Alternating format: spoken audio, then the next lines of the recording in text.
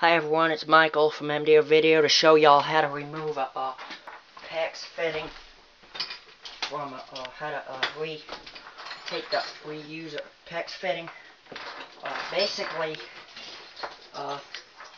every once in a while you'll have a fitting and you'll cut it up on the thing, and you gotta take this thing off. It's crimp, and they make a tool, and you just cut it a couple times. It comes off, and your pipe,